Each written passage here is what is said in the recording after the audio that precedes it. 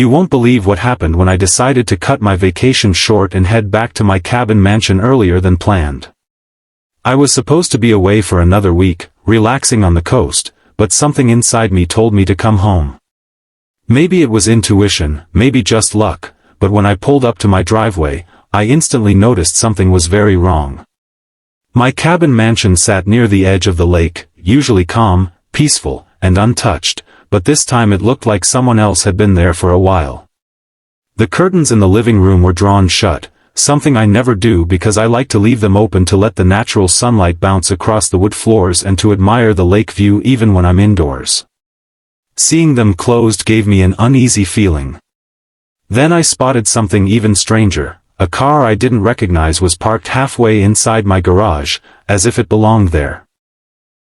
It wasn't one of mine, and I certainly hadn't given anyone permission to use my property while I was away.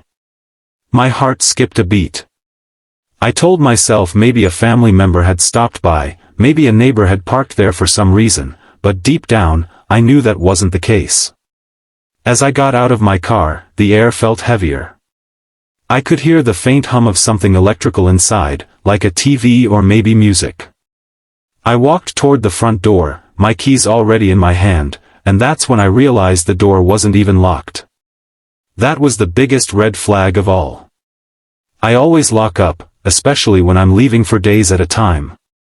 Standing there on my own porch, staring at my unlocked door, my stomach churned. Somebody was inside. I pushed the door open slowly, trying not to make much noise, and immediately I was hit with the smell of food, warm, savory, like something was simmering on my stove. I froze. The faint sound of a television playing grew clearer, the laugh track of some sitcom echoing through the living room. My cabin, my safe place, the home I worked hard for, was no longer mine in that moment. I stepped further in, my eyes scanning everything. There was a pair of slippers by the door that didn't belong to me. A half-zipped suitcase sat in the hallway, clothes spilling out of it like someone had been living here comfortably for days. And then I saw her. Sitting right on my couch, in her pajamas, with a blanket wrapped around her shoulders and a bowl of popcorn in her lap, was none other than Karen. Yes, Karen. The head of the HOA, the one who had been nagging me for years about trivial things like the shade of paint on my deck railing or the way I stacked firewood near the shed.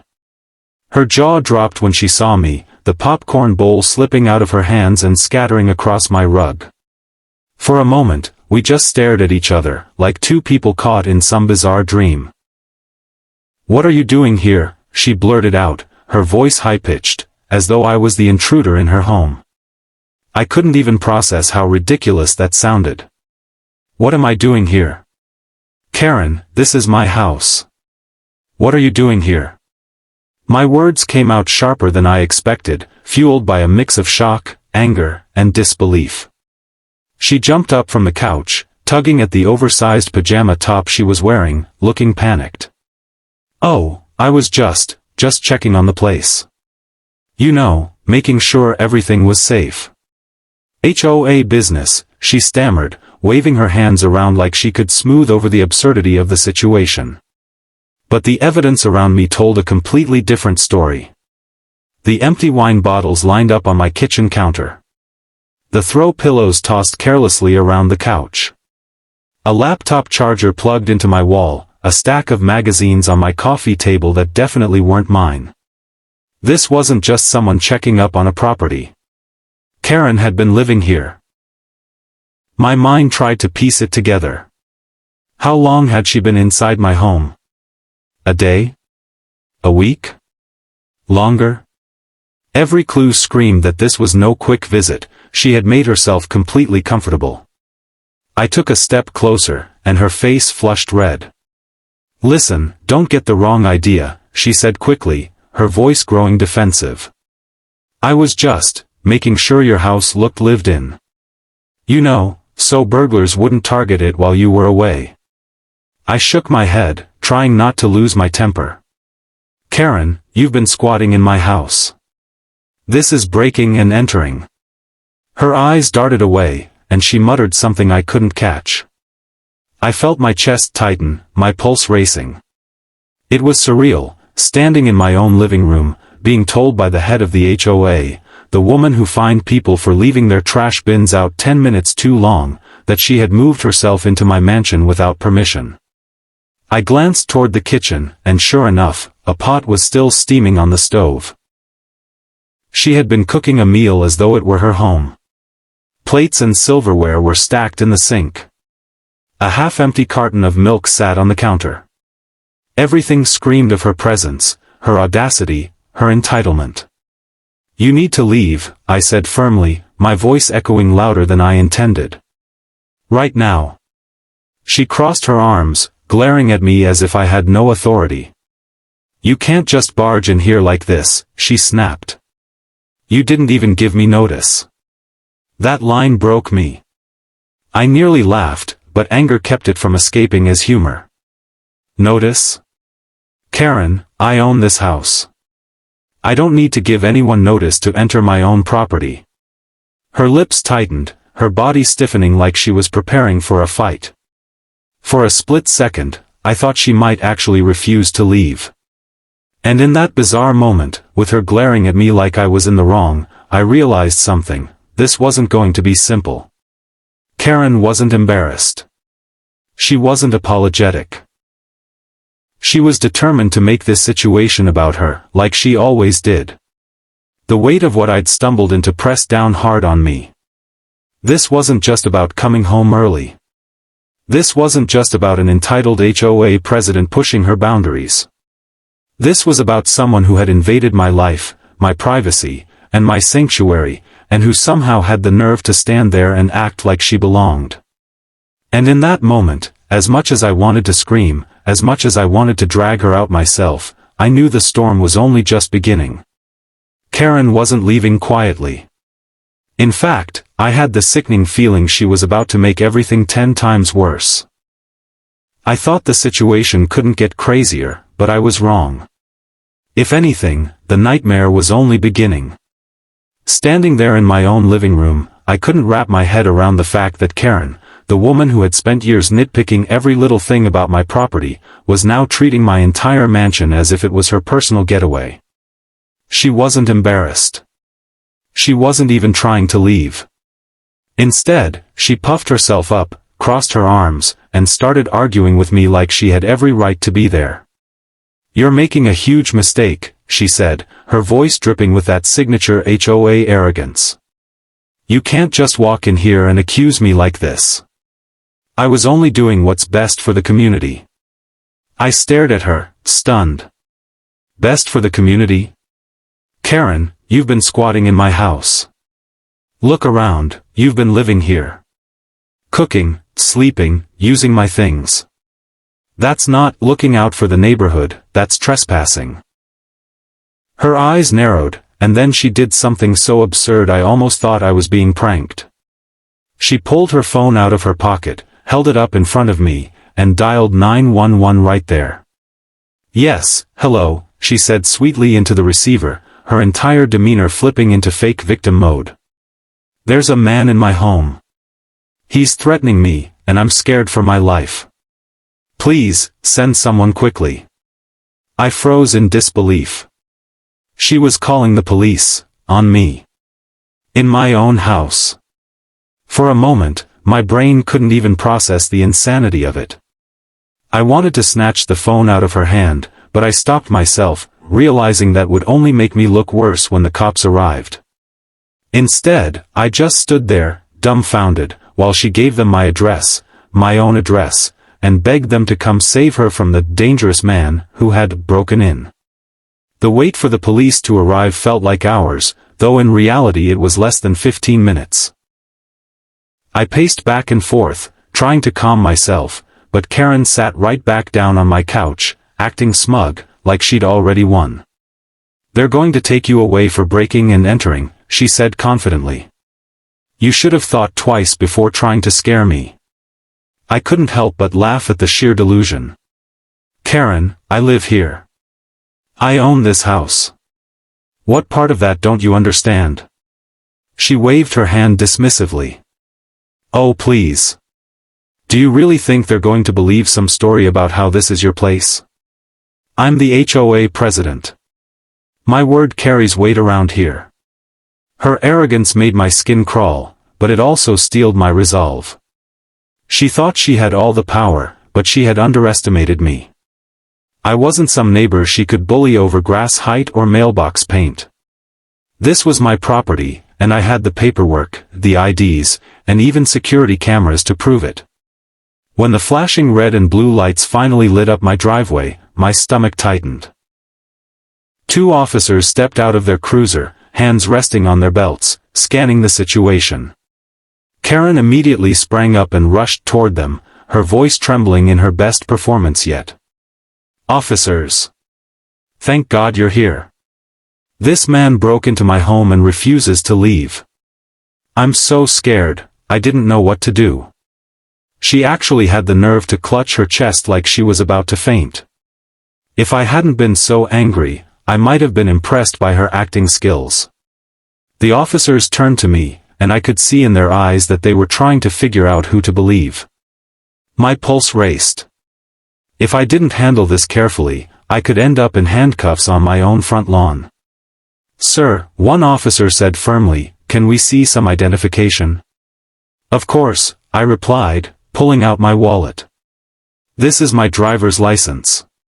And here, I stepped over to the coffee table where I'd left some documents before my trip and pulled out a copy of my property deed. This is my house. My name is on the deed. Check the address. It's all right there. The officers examined everything, nodding slowly. Karen, meanwhile, was shifting uncomfortably, her fake tears drying up as reality started closing in. But she wasn't giving up yet. He's lying, she shouted. He probably forged those papers. I've been living here for weeks, everyone in the neighborhood knows this is mine. I pay the HOA fees, I run the board, One of the officers held up his hand, cutting her off. Ma'am, calm down. If this is your residence, can you provide any proof? ID, mail, anything with your name and this address? Her face went pale. She stammered, her eyes darting to the floor, to the walls, anywhere but at the officers.